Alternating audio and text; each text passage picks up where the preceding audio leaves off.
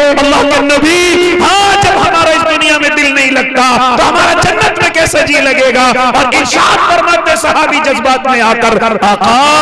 ہمیں ایسی جنت کی کوئی ضرورت نہیں کہ جس میں آپ کے چہرے انور کا دیدار نہ ہو، ہمیں ایسی جنت کی ضرورت نہیں آقا، ہمیں ایسی جنت نہیں چاہیے کہ جس میں آپ کا چہرہ نظر نہ آئے، آپ سے ملاقات نہ ہو۔ ان الحمدللہ الحمدللہ نحمده ونستعینه ونستغفره ونؤمن به ونتوکل علیہ ونعوذ باللہ من شرور انفسنا ومن سیئات اعمالنا من يهده الله فلا مضل له ومن يضلله فلا هادي له ونشهد أن لا إله إلا الله وحده لا شريك له ونشهد أن سيدنا وحبيبنا وشفيعنا وسندنا ومولانا محمد أرسله بالحق بشيرا ونذيرا وداعيا إلى الله بإذنه وسراجا منيرا وصلى الله تعالى على خير خلقه محمد وعلى آله وأصحابه وأزواجه وذرياته وسلم تسليما كثيرا كثيرا أما بعد فأعوذ بالله من الشيطان الرجيم بسم الله الرحمن الرحيم وما أرسلناك إلا رحمة للعالمين وقال النبي صلى الله عليه وسلم لا يؤمن أحدكم حتى أكون أحب إليه من والده وولده والناس أجمعين صدق الله العظيم وصدق رسوله النبي الكريم ونحن على ذلك من الشاهدين والشاكرين والحمد لله رب العالمين۔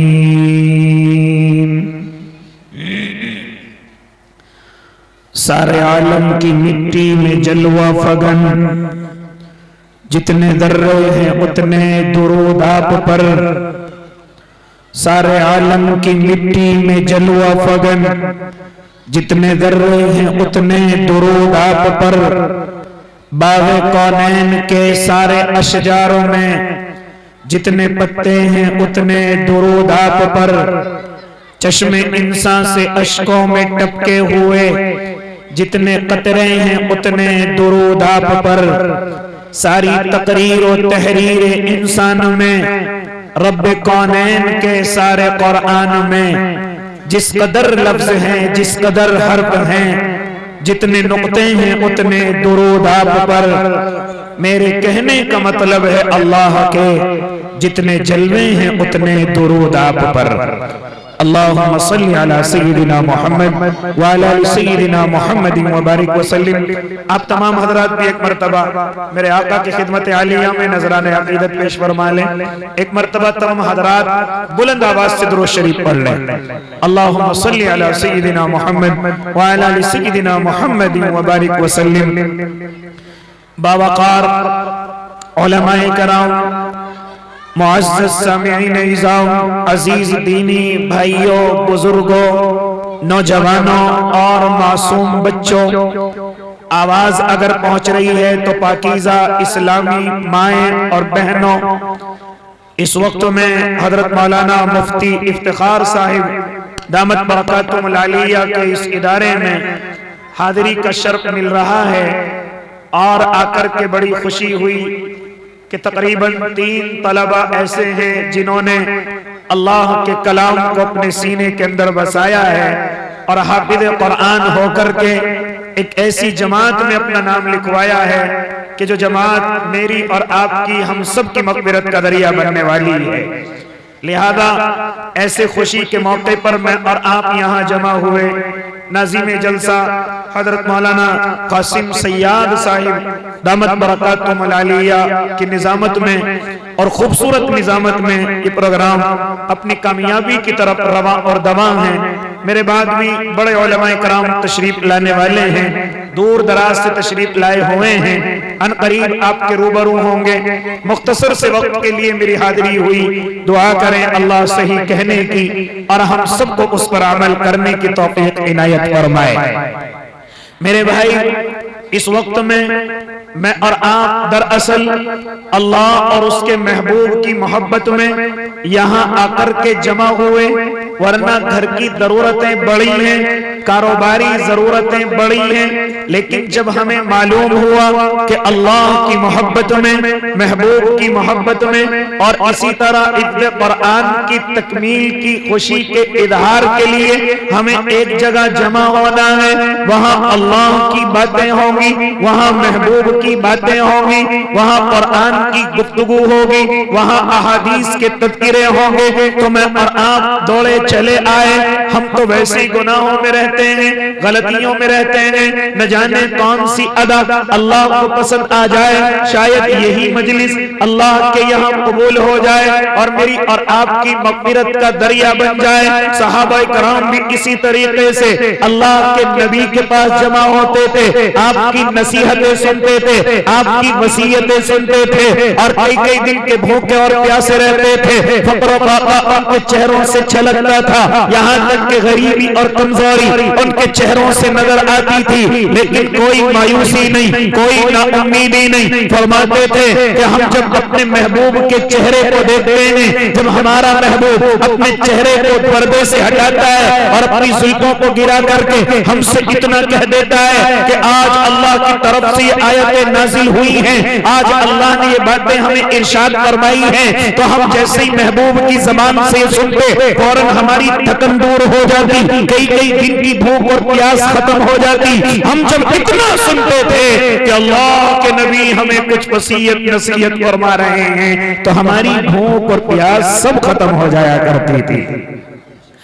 آج اسی محبت کے ساتھ آپ حضرات بھی یہاں جمع ہوئے ہیں، نبی تو موجود نہیں، نبی تو پردہ کر گئے، لیکن نبی کے وارث موجود ہیں، اللہ کے نبی کے دیوانے موجود ہیں، جو انہی باتوں کو مجھ تک اور آپ تک پہنچا رہے ہیں، جو باتیں اللہ سے جبرائیل لے کر کے آئے اور حضرت جبرائیل نے میرے آقا کو لا کر کے دی، پھر آقا نے صحابہ کو لا کر کے دی، صحابہ نے تابعین کو دے دی، تابعین تک لے کر کے آئے، پھر یہ باتیں علماء نے اپنے ذہنوں کے اندر بیٹھائی، اپنے حفظ کے اندر مضبوط کی اور لے کر کے چل پڑے کہ چلو وہی باتیں ہم اپنے اللہ کے نبی کی امت کو جا کر کے بتلائیں، اللہ کے نبی کی امت کو جا کر کے سمجھائیں، کیونکہ اللہ کے نبی کی امت پیاسی ہے اور فرقے باطلیہ چاروں طرف سے امت محمدیہ پر روا اور دوا ہے اور چاروں طرف سے حملے کرنے کے لیے تیار ہیں۔ تو ایسے وقت میں ان مجلسوں کی اور زیادہ ضرورت پڑ جاتی ہے، ہاں ان جلسوں کی اور زیادہ ضرورت پڑ جاتی ہے۔ میں اور آپ ذرا غور کریں کہ اس وقت میں اور آپ اللہ اور اس کے محبوب کی محبت میں بیٹھے ہوئے ہیں۔ اے اللہ کے نیک بندو، اگر اللہ کو یہی محبت پسند آ گئی تو میری اور آپ کی بخشش کے لیے کافی ہے۔ کیا ایک صحابی حاضر نہیں ہوئے کہ اللہ کے نبی کی خدمت میں اور عرض کیا تو اللہ کے نبی چہرے پر آنکھوں سے آنسو جاری تھے، آپ کی آنکھوں میں آنسوؤں کی لڑیاں بندھی ہوئی تھی، کیا فرمایا تھا میرے اور آپ کے آقا نے؟ اے میرے صحابی، یہ تیرے چہرے پر یہ آنسوؤں کے آثار کیوں ہیں؟ تیری آنکھوں سے یہ اشکباری کیوں ہیں؟ اے میرے صحابی وجہ کیا ہے؟ تو صحابی عرض کرتے آقا ہمارا دنیا کا حال یہ ہے، ہمارا دنیا کا حال یہ ہے کہ اگر آپ کے چہرے کو نہ دیکھیں تو ہماری صبح مکمل نہیں، ہماری شام مکمل نہیں۔ آقا اگر ہم اپنے آپ کے چہرے کو نہ دیکھیں تو ہم گھر کے اندر بے چین رہتے ہیں، ہمیں سکون نہیں ملتا، ہمارے دل کو چین نہیں پہنچتا۔ اگر صبح کو دیکھ لیں تو شام تک خوش رہیں اور اگر شام کو دیکھ لیں تو صبح تک خوشی کے ٹھکانے نہ رہے۔ اللہ کے نبی اگر ہم کسی دن آپ کا چہرہ نہ دیکھیں، ہم اپنی مایوسی ختم نہیں کرتے، ہم بے چین رہتے ہیں، لیکن اللہ کے نبی اس وقت میں آنسوؤں کی وجہ یہ ہے کہ جب کل قیامت کا میدان ہوگا، جنت کا فیصلہ ہو جائے گا، آپ تو مقام محمود پر پہنچ جائیں گے، آپ کا درجہ تو اللہ کے بعد ہوگا، آپ جنت کے بالا خانوں میں ہوں گے، آپ جنت کے اعلیٰ درجات میں ہوں گے۔ ہمارا کیا ہوگا؟ اول تو ہمیں معلوم نہیں کہ ہم جنت میں جائیں گے بھی یا نہیں، لیکن اگر چلے بھی گئے، اللہ کے نبی کہاں آپ کا مقام محمود اور کہاں ہم جنت کے چھوٹے درجوں میں ہوں گے، ہم آپ کی زیارت نہ کر سکیں گے، ہم آپ کو دیکھ نہ سکیں گے، ہم آپ سے ملاقات اور معانقہ نہ کر سکیں گے۔ اللہ کے نبی ہاں جب ہمارا اس دنیا میں دل نہیں لگتا تو ہمارا جنت میں کیسے جی لگے گا؟ اور ارشاد فرماتے صحابی جذبات میں آ کر، آقا ہمیں ایسی جنت کی کوئی ضرورت نہیں کہ جس میں آپ کے چہرے انور کا دیدار نہ ہو، ہمیں ایسی جنت کی ضرورت نہیں آقا، ہمیں ایسی جنت نہیں چاہیے کہ جس میں آپ کا چہرہ نظر نہ آئے، آپ سے ملاقات نہ ہو،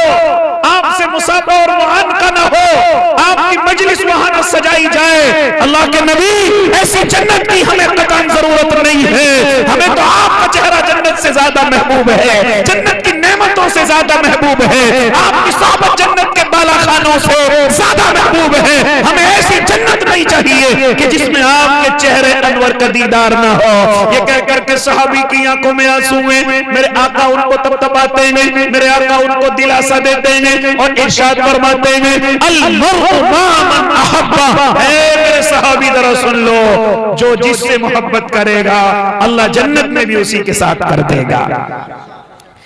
اگر تم محبوب سے محبت کرو گے تو اللہ جنت میں بھی محبوب کی معیت عطا کرے گا، محبوب کا ساتھ اللہ رب العزت آپ کو عطا کرے گا۔ اس لیے آپ یہاں جمع ہوئے اللہ اور اس کے محبوب کی محبت میں، اپنے نبی کی محبت میں، اس قرآن کی محبت میں۔ یقیناً یہ محبت مجھے اور آپ کو جنت کے اندر لے کر کے جائے گی، تو میں بڑی خوشی مناؤں، آپ کی خوشی کا اظہار کریں کہ 3 حافظ قرآن اس مدرسے نے مجھے اور آپ کو دیے، بڑی محنت سے ہوئے، ماں باپ کی قربانی سے ہوئے، ہاں اسی طرح ان طلباء کی قربانی سے ہوئے، استاد کی قربانی سے کامیاب ہوئے، محترم کی قربانی سے کامیاب ہوئے، اور آپ معاونین ہیں، آپ کے تعاون کے اعتبار سے کامیاب ہوئے۔ اے اللہ کے نیک بندو، مل کر کے دعا کرو اللہ انہیں عالم دین بھی بنا دے، اللہ انہیں مفتیوں کی فہرست میں شامل کر دے۔ جانتا اس کی وجہ کیا ہے، اس دعا کی وجہ کیا ہے؟ ذرا اپنے علماء سے معلوم کر کیا فرماتے تھے میرے اور آپ کے آقا؟ اگر کوئی حافظ قرآن ہے، اس نے صرف قرآن کو حفظ کیا ہے، ابھی معنی نہیں جانتا، ابھی مطلب نہیں جانتا، صرف قرآن کو اپنے سینے کے اندر بسائے ہوئے ہیں، صرف حافظ قرآن ہے، کل قیامت کا میدان ہوگا، 10 آدمیوں کو جنت کے اندر لے کر کے جائے گا، ماں باپ اس کو اوپر کے ٹیلوں پر کھڑے کر دیے جائیں گے، ہاں اپنے ہاتھ سے اللہ ان کے سر پر تاج پہنائے گا جو بڑا خوبصورت ہوگا۔ اے اللہ کے نیک بندو، یہ ماں باپ کا درجہ، اور ایک روایت تو یہ کہتی ہے کہ وہ 10 آدمی نہیں ہوں گے بلکہ وہ 10 خاندان ہوں گے، ہاں 10 خاندانوں کو یہ حافظ قرآن جنت کے اندر لے کر کے جائے گا، اور ہم مل کر کے دعا کر دیں اللہ انہیں عالم بھی بنا دینا۔ جانتا اس دعا کے اندر کیا چھپا ہوا ہے؟ اس میں میرا اور آپ کا لالچ چھپا ہوا ہے۔ اگر یہی معصوم طلبہ حافظ قرآن کے ساتھ ساتھ عالم دین ہو گئے، اگر حافظ قرآن کے ساتھ ساتھ مفتی بھی بن گئے، تو پھر کل قیامت کا میدان ہوگا، جنتیوں کے لیے جنت کا فیصلہ ہو چکا ہوگا۔ اے اللہ کے نیک بندو، یہ علماء جنت کی طرف روا اور دوا ہوں گے، میرا اللہ ان علماء کو جنت کے دروازوں پر روک لے گا اور ارشاد فرمائے گا علماء کی جماعت کہاں چلے ہو؟ اللہ جنت کا فیصلہ ہو گیا، جنت میں چلے ہیں، کہا ذرا پیچھے مڑ کر کے دیکھو، تم سے محبت کرنے والے کھڑے ہوئے ہیں، تمہیں ہدیے اور تحفے دینے والے کھڑے ہوئے ہیں، تمہاری سردی گرمی کا انتظام کرنے والے کھڑے ہوئے ہیں، تم سے مسافہ کرنے والے، تم سے معانقہ کرنے والے، تمہیں برکتاً اپنے گھر لے جانے والے، قرآن کے ذریعے سے تم سے برکت حاصل کرنے والے، کبھی اپنی گاڑیوں میں برکتیں حاصل کرنے والے، کبھی اپنے دکانوں میں برکتیں حاصل کرنے والے، اپنے خون پسینے سے کمائی لا کر کے اس میں سے تمہارے حصے نکالنے والے۔ اے علماء کی جماعت ذرا پیچھے مڑ کر کے دیکھو، تم سے محبت کرنے والے کھڑے ہوئے ہیں، لیکن آج غلط غلطی کی وجہ سے مایوس ہیں، آج گناہوں کی وجہ سے مایوس ہیں، اللہ کرنا کیا ہے؟ تو میرا اللہ ارشاد فرمائے گا اے علماء ان میں سے جتنے بھی تم سے محبت کرتے تھے تم اشارے کرو، ہم تمہارے اشارے پر سب کو جنت نعیم عطا کریں گے، ہم تمہارے اشارے پر سب کو جنت میں اعلیٰ علیین جگہ عطا کریں گے۔ یہ درجے اللہ ان علماء کو دینے والا ہے، ان حفاظ ان قرہ کو دینے والا ہے۔ خوش نصیب ہے ماں باپ جن کی اولاد حافظ ہو گئی، خوش نصیب ہے اولاد جن کی اولاد عالم بن گئی، مفتی بن گئی، ارے ان کی بخشش کے کیا ٹھکانے، ان کی جنت کے کیا ٹھکانے، اور وہ بھی پیچھے نہیں رہیں گے جو ان علماء کو اپنے دلوں میں جگہ دیتے ہیں، ان علماء کو اپنے دلوں میں بسا کر کے رکھتے ہیں، ان سے محبت کرتے ہیں، ان کی طرفداری کرتے ہیں، اگر مسجد میں امام ہے تو ان کی طرفداری کرتے ہیں، اور اگر مؤذن ہے ان کی طرفداری کرتے ہیں، مدرسے کا معلم ہے ان کی طرفداری کرتے ہیں، مدرس ہے ان کی طرفداری کرتے ہیں، کسی کو مخالفت کرنے نہیں دیتے، کسی کو چغلیاں کرنے نہیں دیتے۔ ہاں یہ علماء کی محبت میں بچھ جاتے ہیں، رب کعبہ کی قسم یہ محبت ایک نہ ایک دن ان کو جنت کے اعلیٰ خانوں میں لے کر کے جائے گی۔ اس لیے اللہ کے نیک بندوں خوش ہو جاؤ، جتنے لوگ بھی ان سے دل سے محبت کرتے ہیں اسی محبت کے صدقے اللہ ان سب کو جنت دینے والا ہے، اور اس دنیا میں بھی عزت دینے والا ہے،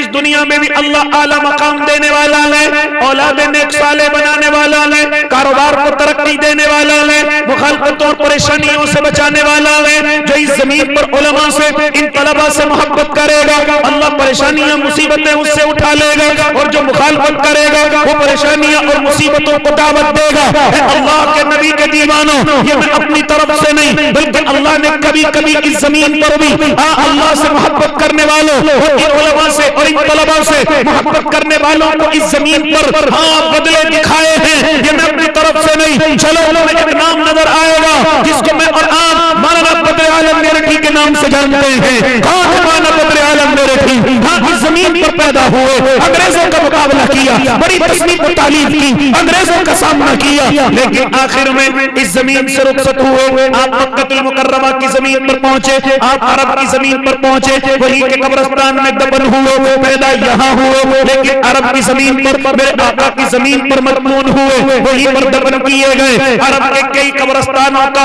انتظام یہ ہے کہ اس قبر میں جب کوئی میت ڈالی جاتی ہے تو کوئی کیمیکل لگا دیا جاتا ہے، 3 سال میں وہ قبر صاف ہو جاتی ہے، جسم وہاں سے ختم ہو جاتا ہے، پھر اسی قبر میں دوسری میت کو لا کر کے ڈال دیا جاتا ہے۔ اے اللہ کے نیک بندو، کیونکہ وہاں مرنے والوں کی تعداد زیادہ ہے، وہاں کی تمنا رکھنے والوں کی تعداد زیادہ ہے، اتنی زمین کہاں سے لائیں گے؟ اس لیے انہوں نے انتظامات کیے کہ قبر کا تختہ ہٹائے اور کوئی کیمیکل ڈالے، ہاں جسم ختم ہو جائے، پھر دوسری نئی میت اس میں لا کر کے رکھی جائے۔ اے اللہ کے نیک بندو، عرب کے نمائندے ایک قبر پر پہنچتے ہیں، 3 سال کے بعد ان کے دل میں خیال آیا کہ وہ جسم صاف ہو چکا ہوگا۔ 3 سال کے بعد اس قبر کے پاس پہنچے، تختہ ہٹایا، دیکھتے کہ جسم ختم ہو گیا ہوگا، لیکن جب اپنی آنکھوں سے دیکھتے ہیں ارے جسم کا ختم ہونا تو دور کی بات، ابھی تو ان کے کفن کو بھی مٹی نے ہاتھ نہیں لگایا، ابھی تو ان کا کفن بھی میلا نہیں ہوا، تختے کو بند کر دیا گیا۔ ہاں پھر 3 سال کے بعد آئے، تختہ ہٹایا، جسم کو ہاتھ لگانا تو دور کی بات، ابھی مٹی نے کفن کو بھی ہاتھ نہیں لگایا۔ 6 سال ہو گئے، 3 سال کے بعد پھر آئے، لیکن وہی منظر، تو اس قبر کی مٹی جسم کو تو ہاتھ لگانا دور کی بات، ابھی کفن کو میلا کرنے کی بھی طاقت نہیں رکھتی ہے۔ اے اللہ کے نیک بندو، معلوم کیا گیا کون ہے یہ صاحب قبر، کون ہے؟ بتلایا گیا مولانا بدر عالم میرٹھی ہے جو ہندوستان کی سرزمین سے تشریف لائے تھے اور یہاں کی زمین میں مدفون ہو گئے۔ ان کے گھر جایا جائے، معلوم کیا جائے، چنانچہ گھر جا کر کے معلوم کیا، اے گھر کے لوگوں، اے مولانا کے بیٹو ذرا ہمیں بتلاؤ وہ عادت کون سی تھی کہ آج اللہ اتنی عزت عطا کر رہا ہے؟ ان کے جسم کو کیمیکل نے ہاتھ نہیں لگایا، ان کے جسم کو مٹی نے ہاتھ نہیں لگایا، کیا وجہ ہے؟ تو ان کی اولادوں نے بتلایا تھا، اے عرب کے لوگوں ذرا سن لو، ہمارے والد صاحب بڑے مصنف، بڑے مجاہد، بڑے علم والے، لیکن ان کی ایک عادت تھی کہ جب کوئی حافظ قرآن ان کے پاس آ کر کے بیٹھ جاتا، کبھی ہمارے والد نے حافظ قرآن کی طرف پیر نہیں کیے۔ اللہ کو یہ ادا پسند آئی اور قیامت تک ان کی عزت تو لکھ دیا ہے کہ قبر کی مٹی تو دور کی بات، ان کے جسم کو ہاتھ لگانا تو دور کی بات، قبر کی مٹی ان کے کفن کو بھی ہاتھ نہیں لگائے گی۔ یہ اللہ حافظ قرآن کی عزت اور حرمت اور محبت کی وجہ سے اللہ یہ مقام اس دنیا میں بھی دکھا دیتا ہے۔ اسی لیے ارادے کرو کہ انشاءاللہ اپنے ان علماء سے محبت کریں گے، اپنے ان طلباء سے محبت کریں گے۔ کوشش یہ ہوگی کہ ہماری اولادوں میں علماء پیدا ہو جائیں، اگر نہ ہو سکے تو جو علماء ہیں ان سے ہم محبت کریں گے اور اپنے دلوں کے اندر انشاءاللہ العظیم ان کو جگہ دیں گے۔ تو آج میں اور آپ جمع ہوئے ان حفاظ کرام کی محبت میں، ان کو مبارکباد دینے کے لیے، ان کے استادوں کو مبارکباد دینے کے لیے، اور اسی طریقے سے جس ادارے میں یہ طلبہ پڑھتے ہیں انشاءاللہ اس ادارے کی جو بھی ضروریات ہوں گی ہم سب مل کر کے پوری کریں گے انشاءاللہ۔ کریں گے نا بھائی انشاءاللہ۔ ابھی میں صدر صاحب کے پاس بیٹھا ہوا تو بتلا رہے تھے تقریباً 20-22 طلبہ باہر کے ہیں جن کے کھانے، علاج و معالجے کا انتظام ہم سب کو مل کر کے کرنا پڑتا ہے۔ انہی میں سے 3 حفاظ کرام ہیں، ان کی تنخواہ وغیرہ کا سب کا انتظام کرنا پڑتا ہے۔ آپ بھی ارادے کرو کہ آج انشاءاللہ اس مجلس کی برکت سے اللہ اور اس کے محبوب اور قرآن کی محبت میں ہم بھی کچھ نہ کچھ خرچ کر کے ضرور جائیں گے انشاءاللہ۔ تو کون ہے جو سب سے پہلے اپنے اس مدرسے کے لیے خرچ کرنے کے لیے کھڑا ہو کر کے آئے گا اور اپنے مدرسے کو سب سے پہلے تعاون پیش کرے؟